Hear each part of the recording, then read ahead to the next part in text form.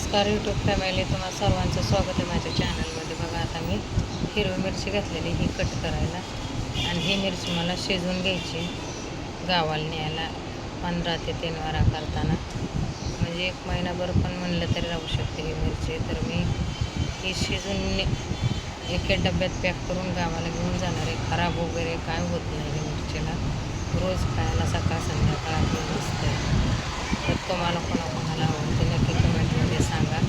तर चला, आता मी कट करायला घेतलेले इथे बघा, चाकून ही घेतलेले कट करायला. आता ही मिरची मी कट करून घेत आहे. तर सुरुवात करायची कट करायला. तुकडे कसे करायचे हे पण तुम्हाला दाखवणारच आहे.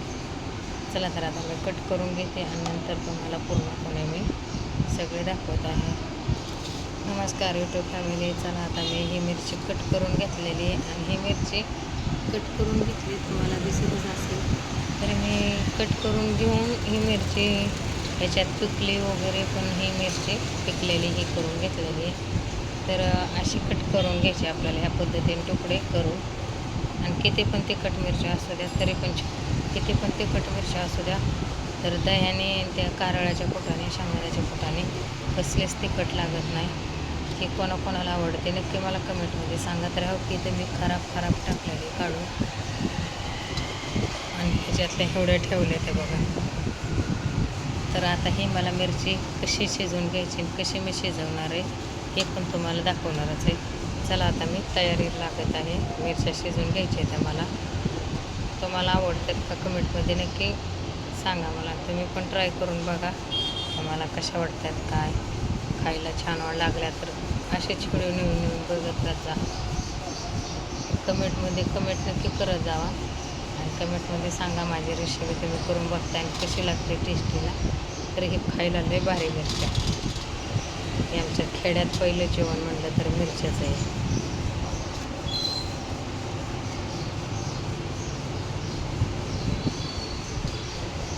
तर मी आता हे चला शिजून घ्यायला कढई ठेवत आहे.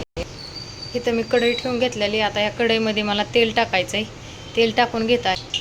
तेल थोडंसं जास्तच टाकायचं, 4 ते 5-6 उबळी टाकायच्या. तर कॅटलीत असतात ते आम्ही उबळ बोलतो, तुम्ही काय बोलता ते मला माहिती नाही, पण आम्ही उबळ बोलतो त्याला. आता मी 5-6 उबळी तेल टाकून घेतलेलं आहे. त्यामध्ये मला मिरच्या टाकून घ्यायच्या त्या, आणि मिरच्या टाकून घेऊन त्यामध्ये एवढं मीठ टाकायचं आहे.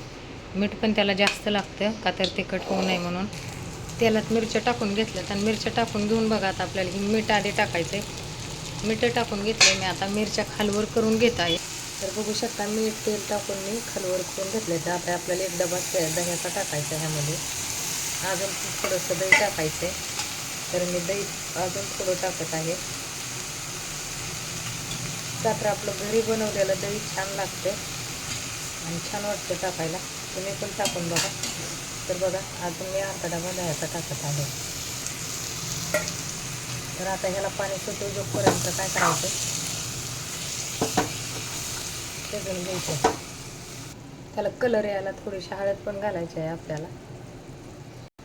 तुम्ही बघू शकता दह्याचं पाणी कसं झालं आहे. तर त्याला दह्याचं पाणी सुटलं आपल्याला काय करायचं आहे, कारळाचं जे कूट करून घेतलेलं आहे मी बघा, तर मी ह्यामध्ये टाकत आहे.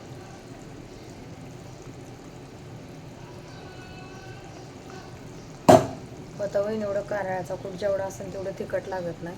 चला, आता ते मिक्स करून घेतात. पाणी वगैरे काय टाकायचं नाही, पाणी टाकचं नाही तर होईल नास सगळा. पाणी वगैरे काय टाकायचं नाही. चला, आता मी याच्यावर शेगडी बारीक करून ह्यावर झाकण ठेवत आहे.